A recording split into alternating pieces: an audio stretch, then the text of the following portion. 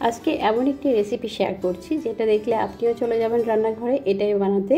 আর রেসিপিটা বানানো যেরকম সোজা আর খেতেও দুর্দান্ত হয়েছে। আজকে রেসিপিটা একদমই পিৎজার স্বাদে হবে এবং এই রেসিপিটা কিন্তু আপনারা বাচ্চাদের টিফিনে কিংবা ব্রেকফাস্টে কিংবা বিকালের নাস্তায় বানাতে পারবেন। খুবই সহজ, খুবই মজাদার নাস্তা। কুসুম গরম পানি, লবণ স্বাদ মতো, আর দিয়ে দিচ্ছি 1 টেবিল চামচ ইস্ট, 2 টেবিল চামচ চিনি।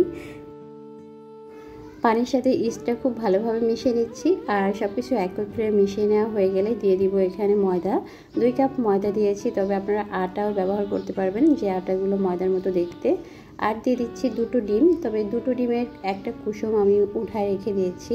এটা আমি পরবর্তী সময়ে ব্যবহার করব আর সেটা আপনাদেরকে দেখিয়ে দিব।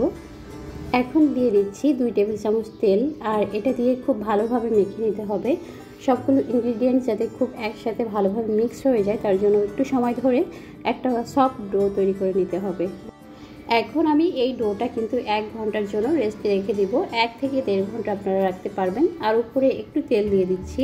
নাস্তার জন্য পুর রেডি করে নিব, তার জন্য সলিড কিছু মাংস কুচি করে কেটে নিয়েছি। আমি এখানে লবণ, গোলমরিচ গুঁড়া আর দিয়ে দিয়েছি আদা রসুন বাটা, 2 টেবিল চামচ সয়া সস, এগুলো দিয়ে মিক্স করে নিয়েছি। আর মাংসটা দেখতেই পাচ্ছেন একদম ছোট ছোট করে কুচি করে নিয়েছি। মাংসটাকে আমি 10 মিনিট রেস্টে রেখে দিব, আর 10 মিনিট পরে চলে যাচ্ছে রান্নার প্রসেসে। এখানে এখন আমি পুর রেডি করে নিব। যে নাস্তা তৈরি করছি তার জন্য পুর রেডি করে নিচ্ছি। আর এর জন্য খানিকটা তেল দিয়ে মাংসগুলো দিয়ে একটু ভাজা ভাজা করে নিব। তারপরে দিয়ে দিচ্ছি আলু কুচি, এটাকে আমি গ্রেটারে গ্রেট করে নিয়েছি ছোটো কুচি কুচি করে। 2টা কাঁচামরিচ দিয়ে দিচ্ছি। এখন আরও একটু সময় নেড়ে চেড়ে দিব। একটু হালকা কালারটা চেঞ্জ হয়ে গেলে এখানে দিয়ে দিচ্ছি কাশ্মীরি মরিচ। আর এই মরিচটা কিন্তু একদমই ঝাল লাগবে না, জাস্ট কালারটা একটু সুন্দর হওয়ার জন্য এই মরিচটা ব্যবহার করা হয়ে থাকে। দিয়ে দিলাম ক্যাপসিকাম, একটা আস্ত ক্যাপসিকাম আমি কেটে কেটে নিয়েছি, সেটা দিয়ে দিলাম। আর ক্যাপসিকাম দেওয়ার পরে একদম বেশিক্ষণ রাখবো না, এটা উঠিয়ে নিয়েছি। এখন সেই ডোটা 1.5 ঘন্টা মতো আমি এখানে রেস্টে রেখেছিলাম, সেটা এখন দেখেন ফুলে ফেপে একাকার হয়ে গেছে। যেহেতু ইস্ট দিয়েছিলাম তাই এটা ফুলে গেছে। এখন এটা 2টো ডো বানিয়ে নেব। ডোটাকে আমি 2টি ভাগে ভাগ করে নিয়েছি। আর এই 2টি ডোকে আমি কিন্তু 2টি বড় বড় রুটি বানাবো, এভাবে আমি তৈরি করে নিয়েছি। আর দেখতে পাচ্ছেন এভাবে করে একটু রেস্টে রেখে দিচ্ছি। তারপরে একটা ট্রে নিয়ে নিলাম। এখানে আমি একটা ট্রে নিয়ে নিয়েছি, এই ট্রেতেই আমি বেক করব। আর তার উপরে একটা বেকিং পেপারও দিয়ে দিয়েছি। হাতের কাছে বেকিং পেপার না থাকলে কোনো সমস্যা নেই, জাস্ট একটু তেল ব্রাশ করে নেবেন, তাহলেই কিন্তু হবে। ডোটাকে রুটির মতো হাত দিয়ে চেপে চেপে একদম রুটির শেপে করে দিয়েছি, জাস্ট যেভাবে পিৎজা বানানো হয় সেইভাবেই। তারপরে দিয়ে দিলাম একটু সস, টমেটো সস দিয়ে দিলাম। আর একটু আগে আমি যে মাংসের পুরটা রেডি করে রেখেছিলাম সেটা এখন দিয়ে দিচ্ছি টমেটো সসের উপর দিয়ে। তারপরে দিয়ে দিব চিজ আমি গ্রেটার দিয়ে গ্রেট করে নিয়েছি। এখন এটা উপর দিয়ে একটু ছিটিয়ে দিচ্ছি। একটু বেশি পরিমাণ চিজ দিলে খেতে কিন্তু অনেক ভালো লাগে, তাই একটু চিজ বেশি করে দিয়েছি। তার উপরে দিয়ে দিব আর একটু টমেটো সস। আপনারা চাইলে পুর যখন রেডি করবেন তখন কিন্তু বিভিন্ন ভেজিটেবল দিতে পারবেন, কিংবা আপনারা এর উপর দিয়ে অরিগানো ছিটিয়ে দিতে পারবেন, অলিভ দিতে পারবেন, একদম পিৎজার স্বাদটা পাবেন। মেয়োনিজ দিতে পারবেন, বাট আমি যেটা দিয়েছি এগুলোতেও কিন্তু দুর্দান্ত স্বাদ হয়েছে। জাস্ট একবার বানিয়ে খেয়ে দেখবেন, এটাও কিন্তু পিৎজার স্বাদই পাওয়া যাচ্ছিল এবং অনেক ভালো একটা নাস্তা হয়েছিল, যেটা খেয়ে পেট ভরবে, মনও ভরবে। বাচ্চাদের টিফিনে দিতে পারবেন, তাছাড়া হচ্ছে আপনারা ব্রেকফাস্টে বিকালের নাস্তায় কিন্তু দুর্দান্ত একটা নাস্তা হয়ে যাবে।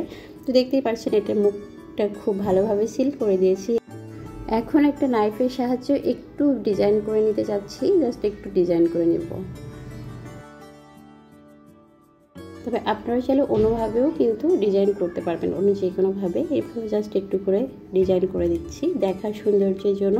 আর যে কুসুমটা আমি রেখে দিয়েছিলাম, ফার্স্ট আমি 2টো ডিম থেকে একটা কুসুম রেখে দিয়েছিলাম, সেটা এখন উপর দিয়ে একটু মেখে দিচ্ছি।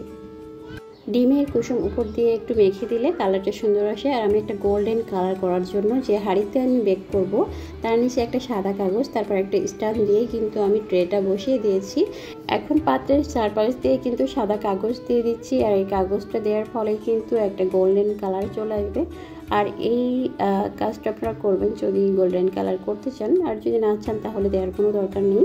তো এখন ঢাকনা দিয়ে আমি 30 মিনিটের জন্য রেখে দিব একদম লো হিটে চুলার উপরে।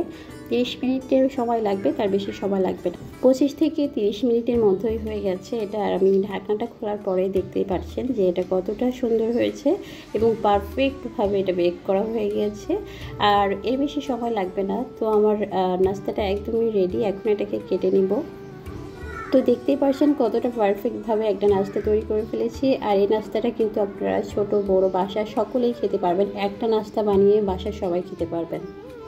আপনারা নাস্তাটাকে সকালে ব্রেকফাস্টে খেতে পারবেন, বাচ্চাদের টিফিনে দিয়ে দিতে পারবেন। আর আমরা যারা মা তারা কিন্তু বেশিরভাগ সময়ই চিন্তা করি বাচ্চাদের টিফিন নিয়ে। তো অনায়াসে কিন্তু এই খাবারটা খুবই হেলদিভাবে বানিয়েছি, বাসায় বানিয়েছি। অথেন্টিক একটা রেসিপি, পুরে ভরা, খুবই মজাদার একটা রেসিপি। সো এটা আপনারা বাচ্চাদের টিফিনে দিতে পারবেন, ব্রেকফাস্টে খেতে পারবেন। আজকের ভিডিওটা যদি ভালো লেগে থাকে তাহলে অবশ্যই শেয়ার করে রাখবেন। যখনই টাইম পাবেন তখনই বানিয়ে নেবেন। সবাই ভালো থাকুন। আসসালামু আলাইকুম।